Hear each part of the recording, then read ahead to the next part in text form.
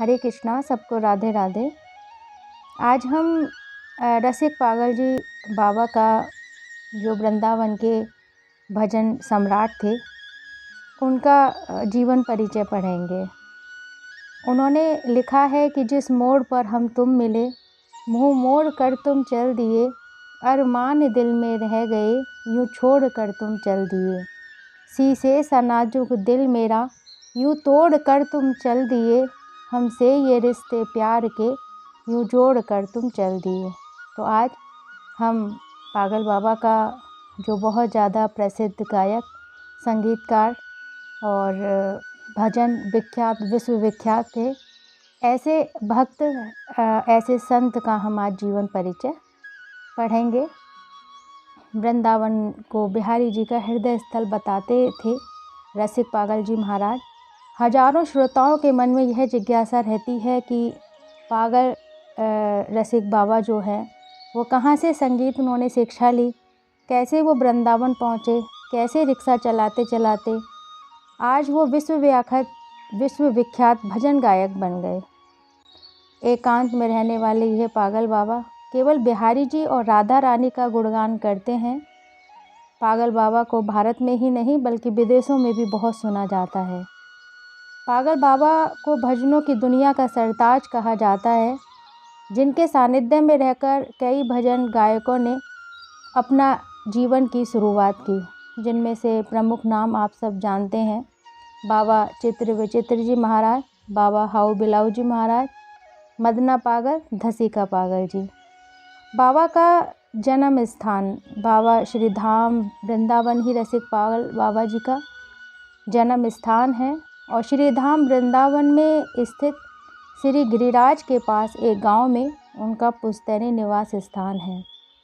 पागल बाबा के जो पूर्वज श्री गिरिराज से पलायन करके श्री धाम वृंदावन आकर बस गए थे, जिससे पागल बाबा और उनके भाई बहनों का जन्म श्री धाम वृंदावन में ही हुआ है। बाबा बताते थे कि रसिक पागल का क्या अर्थ है। रसिक पागल शब्द का मतलब होता है जो बिहारी जी के प्रेम में, रस में डूबा रहे और उनके रस को पाले, वही असली पागल है। पागल शब्द का उल्टा होता है लग पा, मतलब पहले लग और फिर पा। आसान शब्दों में कहें तो पहले नौकरी पर लग, फिर वेतन पा। पहले पढ़ाई में लग, फिर रिजल्ट को पा। इसी प्रकार पहले भक्ति में लग और फिर भगवान को पा। यह पूरी दुनिया ही पागल खाना है, क्योंकि हर कोई कुछ ना कुछ पाने में लगा हुआ है।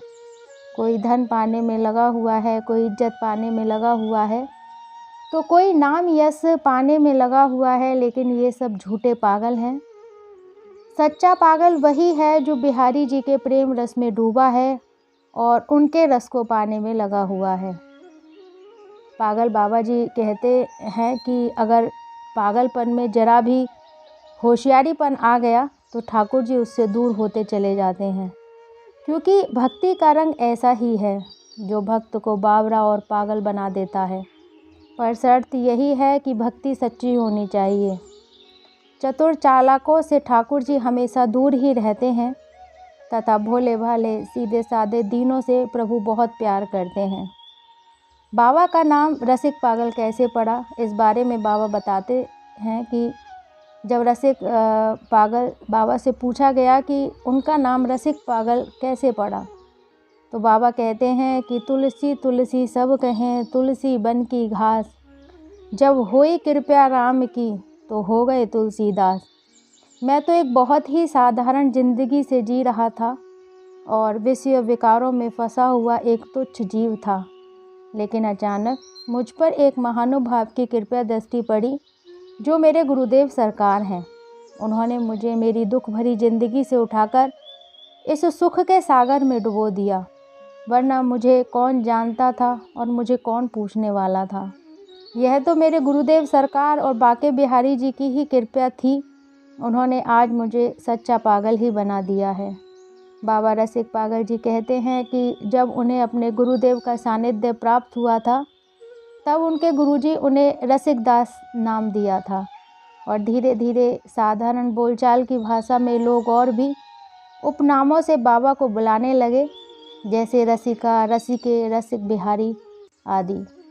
क्योंकि बाबा बचपन से ही हर बात को गा गा कर कहा करते थे, इसी प्रकार वह अपने गुरु के सानिध्य में रहते हुए भी हर बात को गा गा कर ही कहते और दिन भर गाते ही रहते थे। एक बार उनके दादा गुरुजी ने कहा, आज से तू मेरी सेवा किया करेगा, क्या तू मेरी सेवा कर पाएगा? क्योंकि तू पहले से ही आधा पागल है। और उनके गुरुजी भी उनसे अक्सर कहा करते थे कि यह तो पागल हो गया है। तब से बाबा को सभी लोग रसिका पागल के नाम से बुलाने लगे और उनके भक्त भी बाबा को प्यार से बाबा रसिका पागल जी महाराज कहकर संबोधित करते हैं।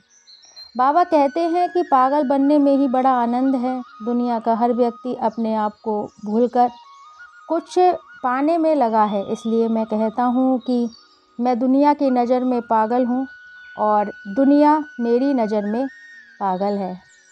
रसिका पागल बाबा कहते हैं कि ये दुनिया पागल खाना है, यहाँ पागल आते जाते हैं, मेरा मेरा कहने वाले वो पागल बन के जाते हैं। कोई पागल है धन दौलत का, कोई पागल बेटे नारी का, सच्चा पागल तो वही है जो पागल है बाके बिहारी का। पागल बाबा की संगीत के बारे में पूछा जाता था तो बताते थे कि पागल बाबा की पूज्य माता जी भजन गाया करती थीं और अपने भजनों के माध्यम से श्री ठाकुर जी को रिझाया करती थीं। जब पागल बाबा अपनी माँ के गर्भ में आए तो उन्होंने गर्भ में रहकर ही अपनी माँ के भजनों को सुनना प्रारंभ कर दिया था और वहीं से उनकी संगीत की शिक्षा शुरू हो गई थी। जब पागल रसिक बाबा का जन्म हुआ और जब वे बोलने लायक हुए तो वे हर बात को गा गा कर ही कहा करते थे। जैसे उन्हें भूख लगी है या प्यास लगी है, नींद आ रही है, गर्मी लग रही है या खेलने जाना है, तो वे इन सब बातों को अपनी माँ से गा गा कर ही कहा करते थे, जिससे उनके परिवार के लोग और आसपास के पड़ोस के लोग बहुत चकित हुए कि नन्हे से बालक में यह गायन कला कैसे आ गई और सबने इसे श्री बिहारी जी का ही कृपा प्रसाद माना। तो इस प्रकार भजन गायक पागल बाबा ने अपनी मैया के गर्भ में ही संगीत सीखना शुरू कर दिया था और जन्म के बाद से श्री ब्रज वृंदावन के रसिक संतों के मुख से सुन सुनकर से संगीत सीख लिया। उन्होंने संगीत की कोई भी कहीं से विधिवत शिक्षा नहीं ली है और ना ही वे किसी संगीत गुरु के पास संगीत की शिक्षा लेने ही कभी गए। श्री बिहारी जी और श्री गुरुदेव भगवान की असीम कृपा ही थी कि पागल बाबा को उन्होंने संगीत की अमूल्य धरोहर प्रदान की। पागल बाबा का कहना है कि उन्होंने कहीं क्लास में जाकर संगीत साधना नहीं की है, यह तो कृपया साध्य वस्तु है जो उन्हें कृपा प्रसाद के रूप में प्राप्त हुई है। पागल बाबा बताते थे कि श्री हरदास शब्द की क्या महिमा है और अपने श्री रसिक पागल बाबा जी के भजन तो ज़रूर ही आप लोगों ने सुने होंगे। तो आप यह भी जानते होंगे कि रसिक पागल बाबा अपने हर भजन के पहले श्री हरदास नाम का जयकारा लगवाते हैं और कहते हैं कि मुझ भिखारी को श्री हरदास नाम की सभी श्रोता भिक्षा दो, मुझे इस शब्द की आदत हो गई है। वृंदावन जो गयो नहीं, जपो नहीं श्री हरदास, तो बाको जैसो बैसो जानियो ज्यों जंगल की घास। तो क्या आप जानते हैं कि पागल बाबा श्री हरदास शब्द का जयकारा क्यों लगवाते हैं और इस नाम की भिक्षा क्यों लेते हैं? यदि आप जानते हैं तो बहुत अच्छी बात है और यदि नहीं जानते हैं तो आप निश्चित हो जाइए। बाबा कहते थे कि वे भी श्री हरदास नाम की महिमा से परिचित हो पाएँ। तो बाबा बताते थे कि बहुत से लोगों को रसिकानंद पद चक्र चूड़ामणि स्वामी श्री हरदास जी महाराज के विषय में पूर्ण ज्ञान नहीं है, इसलिए जहाँ भी श्री हरदास जी का जयकारा होता है लोगों को लगता है कि यह किसी संत का नाम है, परंतु वे यह नहीं जानते हैं कि श्री हरदास शब्द का महत्व क्या है। एक रसिक संत कहते हैं कि एक शब्द है भारत, जिसमें 125 करोड़ से ज़्यादा जनता समाई हुई है। ठीक उसी प्रकार स्वामी श्री हरदास जी के नाम में सब कुछ समाया हुआ है। श्री शब्द में श्री राधा रानी, हरि शब्द में श्री बिहारी जी और दास शब्द में भगवान के समस्त भक्त समाये हुए हैं। इस एक नाम में ही सब कुछ आ जाता है। श्री राधा रानी, बिहारी जी और उनके दास दासी। सो तो सखी सो जानियो श्री हरिदास प्रताप, लाख बार हरि हरि कहे एक बार श्री हरदास। अति प्रसन्न श्री लाडली देत विपिन को वास। 5 अक्षर हैं, उनका मैं अलग अलग अर्थ बताने की कोशिश करूँगी। श्री है री दास, श्री श्री दायक सहज ही, हरे पद दे हकार। रूप रंग रस माधुरी ये देत रकार री से। और देत दीन को दान नित सदा वृंदावन वास। और साते सखी सुजानियो श्री हरदास प्रताप। शोभा शक्ति भक्ति लक्ष्मी सब कुछ देने वाला अक्षर है श्री। जो है अक्षर है वह ठाकुर जी के वृंदावन धाम, गोलोक धाम और जितने भी धाम हैं सबकी प्राप्ति कराने वाला अक्षर है। रूप रंग रस माधुरी सब कुछ देने वाला रे अक्षर है। दा अक्षर दीनों को, भक्तों को, रसिकों को, संतों को सदा वृंदावन वास देने वाला है। और से अक्षर में श्री जी की नित्य सहचरी सखी परिकर में शामिल हो जाते हैं। तो एक ही नाम में सखी, बिहारी, बिहारणी, भक्त, भक्ता और वृंदावन सब कुछ आ जाता है। लाख बार श्री हरि कहो और एक बार श्री हरिदास, उसमें श्री हरिदास नाम का ज़्यादा महत्व है। पागल बाबा के वृंदावन के प्रति बहुत भाव था। वृंदावन धाम श्री ठाकुर जी का हृदय कमल है और श्री धाम वृंदावन पृथ्वी पर नहीं है, यह ठाकुर जी के अधर कमल पर विराजमान है। वृंदावन रसिकों की भूमि है और यहाँ हमेशा रसिकजन अवतरित होते रहते हैं और अपने अपने भाव से वृंदावन धाम की महिमा को गाते हैं। बाबा रसिक पागल जी कहते हैं कि वृंदावन के 3 प्रकार हैं। एक निज वृंदावन है, दूसरा धाम वृंदावन है, तीसरा ब्रिज वृंदावन है। निज वृंदावन 5 कोस का क्षेत्र कहलाता है। धाम वृंदावन 20 कोस का क्षेत्र कहलाता है, जिसमें गोकुल, बरसाना, नंदगांव, गोवर्धन सब आ जाते हैं। और 84 कोस की जो संपूर्ण परिक्रमा होती है वह ब्रिज वृंदावन है। भगवान कन्हैया ने जहाँ जहाँ लीलाएँ की हैं वह संपूर्ण क्षेत्र ब्रिज वृंदावन में आता है। और जिस स्थान पर भगवान ने जिस प्रकार की लीला की है उस स्थान का नाम उसी लीला के आधार पर रखा गया है। यह 84 कोस का जो आवरण है यह बिहारी जी का हृदय कमल है और इस बात के शास्त्रीय प्रमाण भी हैं।